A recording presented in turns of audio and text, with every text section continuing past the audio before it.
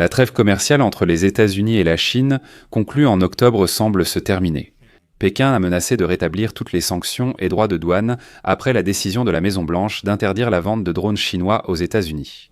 À Washington, on a évoqué une menace pour la sécurité nationale pour justifier cette décision.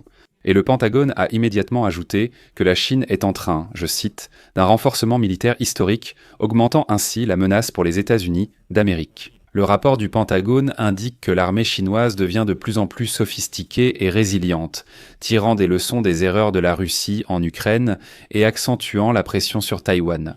De plus, la diplomatie mondiale est désormais un véritable champ de bataille. Et aujourd'hui, au Conseil de sécurité de l'Organisation des Nations Unies, la Chine et la Russie ont officiellement fait front commun contre la politique de Donald Trump. Le sujet de la réunion est le blocus maritime du Venezuela. En réalité, il s'agissait de déterminer qui fixerait les règles du nouveau monde. Pékin et Moscou ont sévèrement critiqué les actions des États-Unis, les qualifiant officiellement d'intimidation, et maintenant les analystes affirment que ce mot, intimidation, est devenu un terme clé dans le lexique de la nouvelle guerre froide.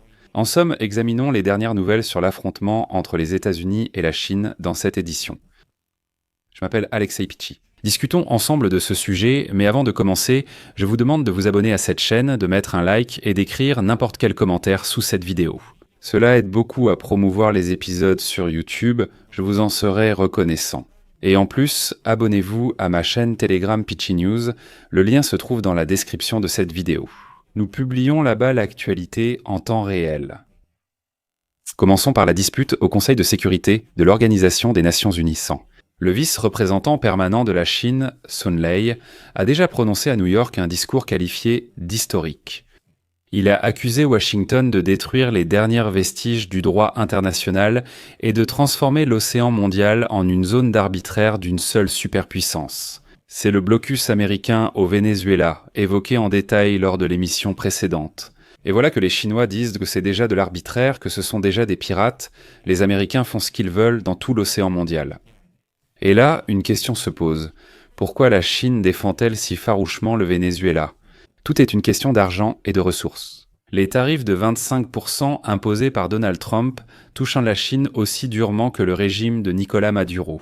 La Chine a investi des dizaines de milliards dans la région latino-américaine et maintenant Donald Trump confisque en fait ses investissements en interdisant aux navires de quitter les ports. Pour Xi Jinping, ce n'est pas simplement un différend commercial, c'est une menace existentielle pour son influence dans le Sud global. La Russie, par Vassili Nebenzia, a soutenu ces accusations à l'Organisation des Nations Unies, qualifiant la diplomatie américaine de cow-boy, inadaptée au monde moderne. Qui pour dire cela, vous comprenez ? Le russe mal lavé Nebenzia parle de ce qui a sa place dans le monde moderne et de ce qui n'en a pas. Nous savons tous très bien qui n'a pas sa place dans le monde moderne. Il y en a combien là-bas ? Plus de 140 millions.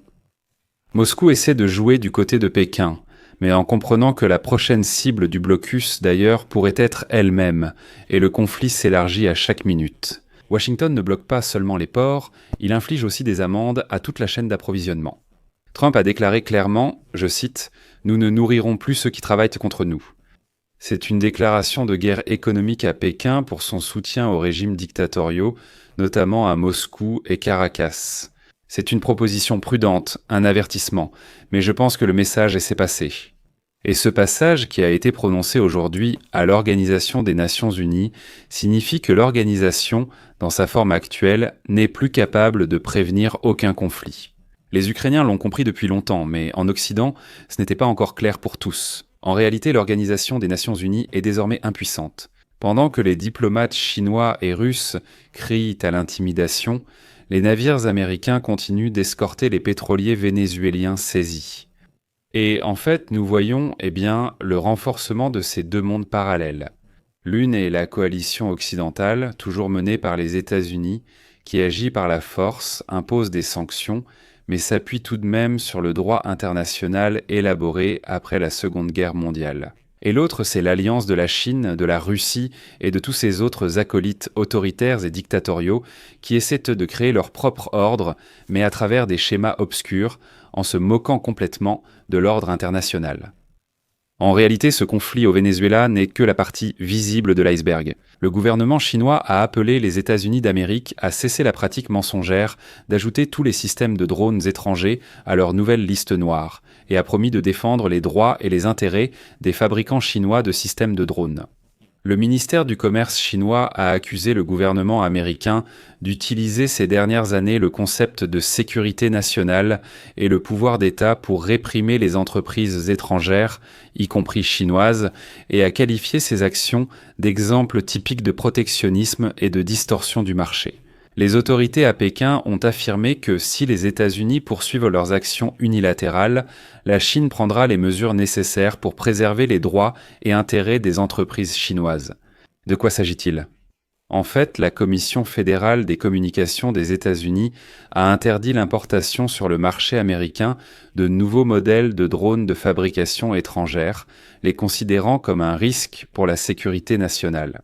En particulier, la Commission a inscrit sur liste noire le plus grand fabricant de drones au monde, la société chinoise DJI qui produit ces Mavic. Selon des études de marché spécialisées, il détient environ 70% du marché mondial des drones et de leurs composants. Désormais, les nouveaux drones DJI sont totalement interdits sur le marché américain. Ce n'est pas tout. Le Pentagone a publié une nouvelle évaluation des menaces extérieures pour les États-Unis, déclarant que la Chine renforce son armée de façon historique, ce qui accroît la menace pour les États-Unis. Le document indique que l'armée chinoise devient de plus en plus sophistiquée et résiliente, s'inspirant des erreurs russes en Ukraine et accentuant la pression sur Taïwan. Parallèlement, les services de renseignement observent que, malgré le partenariat stratégique renforcé entre Pékin et Moscou, la méfiance mutuelle freine leur coopération. Ainsi, en particulier, la Chine dispose d'un vaste arsenal de moyens nucléaires navals à longue portée, ainsi que de capacités cybernétiques et spatiales qui sont capables de menacer directement la sécurité des États-Unis, selon le rapport du Pentagone. De plus, bien que le rythme de production d'armes nucléaires en Chine est au ralenti, Pékin prévoit néanmoins de disposer de plus de 1000 ogives nucléaires d'ici 2030.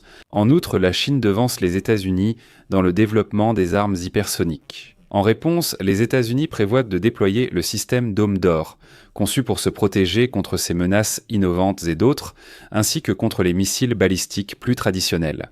De plus, le rapport du Pentagone indique que la Chine compte être capable de mener et de gagner une guerre contre Taïwan d'ici la fin de 2027. Il faut aussi préciser que le secrétaire général de l'OTAN, Mark Rutte, a déclaré plus tôt que la Russie et la Chine pourraient lancer une attaque coordonnée contre l'Europe et Taïwan.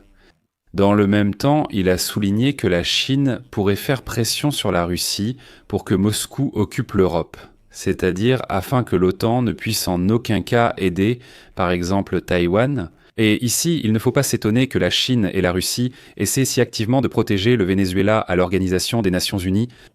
Voyons d'abord la Chine. Pourquoi en ont-ils besoin ? Le fait est que c'est précisément la Chine qui importe plus de 600 000 barils de pétrole par jour du Venezuela, c'est-à-dire la majeure partie de la production quotidienne vénézuélienne. Et il est important de comprendre que la Chine a en fait pris le Venezuela en otage. En échange du pétrole, la Chine accorde un crédit au régime de Maduro, puis, pour rembourser cette dette, elle prend justement ce pétrole. C'est donc un schéma circulaire. À ce jour, la dette de Caracas envers Pékin, selon les informations officielles, s'élève à 70 milliards de dollars. D'autre part, le Venezuela est également un marché pour les technologies chinoises. De nombreux armements proviennent de Chine et l'infrastructure des télécommunications repose en grande partie sur des composants chinois. De plus, le socialisme autoritaire et nationaliste du Venezuela s'accorde bien avec celui de la Chine. Pour la Chine, il était avantageux que les États-Unis s'opposent au Venezuela dans la mer des Caraïbes, car cela détournait leur attention de l'Indo-Pacifique. Actuellement, l'équipe de Trump a décidé de se débarrasser de Maduro le plus rapidement possible et de passer à autre chose. Ce n'est pas avantageux pour la Chine. La Chine avait intérêt à ce que les États-Unis soient constamment distraits par ce Venezuela. Moscou d'ailleurs est également intéressé à influencer la situation par l'intermédiaire de ses alliés en Amérique latine afin de défier ainsi la domination des États-Unis.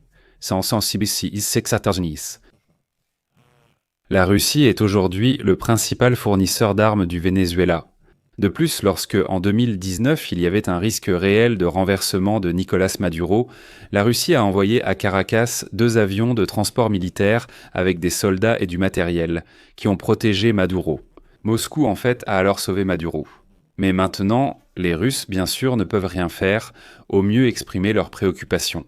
Voilà pourquoi la Chine et la Russie sont si furieuses contre l'Organisation des Nations Unies. Tout cela est logique, mais il sera intéressant de voir l'évolution, car il est clair qu'au-delà des déclarations, ils tenteront encore d'influencer les États-Unis d'Amérique. Et comme nous le comprenons, cela se transforme déjà en un conflit mondial assez important. Je vais m'arrêter là. Partagez vos avis en commentaire, abonnez-vous, activez la cloche et mettez un like. Les amis, si cet épisode vous a été utile et intéressant, vous pouvez soutenir le travail de cette chaîne YouTube par un don ou un abonnement payant via les liens et les coordonnées dans la description de cette vidéo. Je vous serai reconnaissant pour tout soutien de votre part. C'est tout pour aujourd'hui. Prenez soin de vous. Au revoir à tous. La suite arrive.